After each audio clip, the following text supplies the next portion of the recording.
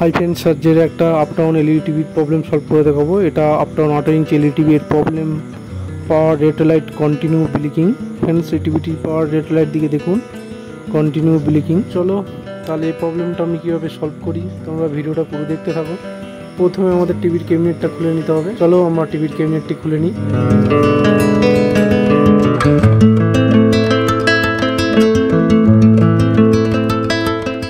Friends, আমাদের টিভির কভারটি খোলা হয়ে গেছে। এবার আমরা প্যানেলটি খুলে নেবো। প্যানেল জ্যাকগুলি সব আমাদের খুলে নিতে হবে। এটা আমাদের প্যানেল জ্যাকটি আমরা খুলে নেবো। খোলার পরে আমরা ব্যাকলাইট পয়েন্ট জ্যাকগুলো আমরা খুলে নেবো। ব্যাকলাইট জ্যাক আমাদের খোলা হয়ে গেছে।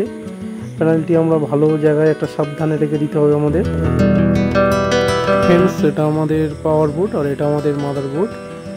তা আমরা ভোল্টেজ মেজারমেন্ট করে দেখব কোন বোর্ডটির সমস্যা আছে, পাওয়ার এসএমপিএস বোর্ডের সমস্যা না মাদার বোর্ডের সমস্যা। ফ্রেন্ডস, আমরা সেটের পাওয়ার দিলাম। দেখুন ফ্রেন্ডস, রেড লাইটটি ব্লিকিং করছে, পাওয়ার রেড লাইটটা। তা ফ্রেন্ডস, আমরা এখানে সাপ্লাই মেজারমেন্ট করব। ফ্রেন্ডস, এখানে আমাদের ভোল্টেজটি ফ্ল্যাকচুয়েট করছে। এসএমপিএস এর যে 12 ভোল্ট সাপ্লাইটি আছে সেটা আমরা মেজারমেন্ট করে দেখছি এখানে। তা এখানে আমরা মাদার বোর্ডটি জ্যাকটি খুলে দেবো, দিয়ে ভোল্টেজটি মাপছি, দেখছি এখানে 13.13 ভোল্ট। ফ্রেন্ডস, আমরা ফের মাদারবোর্ডে জ্যাকটি লাগালাম। লাগানোর পরে ফের ভোল্টেজটি মাপছি। দেখুন ফ্রেন্ডস, এখানে ভোল্টেজটি ফ্ল্যাকচুয়েট করছে। ফ্রেন্ডস, আমাদের তাহলে মাদারবোর্ড লাগালে সাপ্লাইটি আমাদের শর্ট হচ্ছে, ড্রপ করছে সাপ্লাই।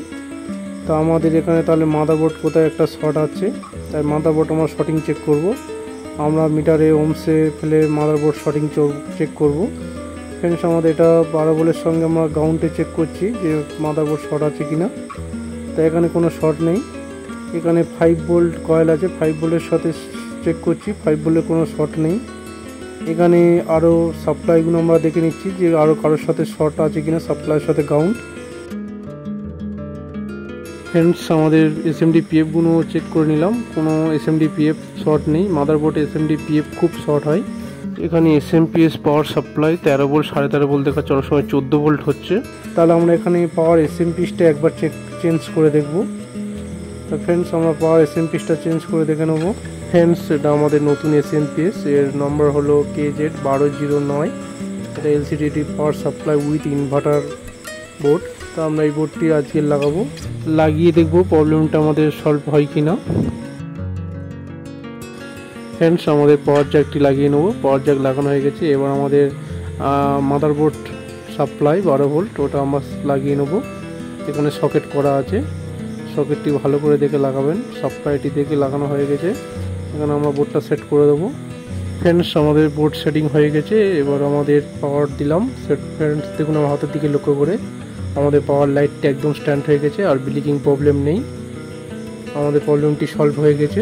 ফ্রেন্ডস, এবার আমরা প্যানেলটা ফিটিং করে নেব। ফ্রেন্ডস, আমাদের প্যানেল সেট হয়ে গেছে। এবার আমরা সেটটি অন করব। সেটের অন করলাম। ফ্রেন্ডস, দেখুন আমাদের পিকচার চলে এসছে। ফ্রেন্ডস, আমাদের টিভিটি ওকে হয়ে গেছে।